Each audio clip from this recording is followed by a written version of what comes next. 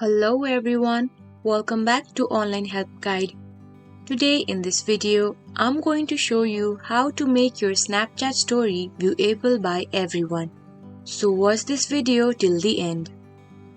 Snapchat is a continuously growing social media platform. You can not only share snaps with your Snapchat friends, but also post your stories in your Snapchat stories and let your friends and other users get a glimpse of your day. Let's see how to make your story viewable by everyone.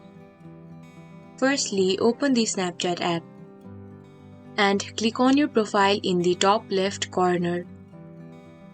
Then tap on the settings icon in the top right corner. Now scroll down until you find privacy controls. Under privacy controls, tap on view my story. Select everyone to make your story available to everybody. Then click on the back arrow in the top left corner, and hence your story can now be viewed by anyone on Snapchat.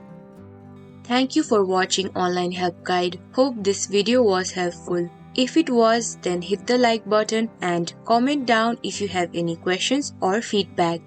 Also, if you are new to our channel, subscribe and hit the bell icon on our channel so that you don't miss our upcoming videos.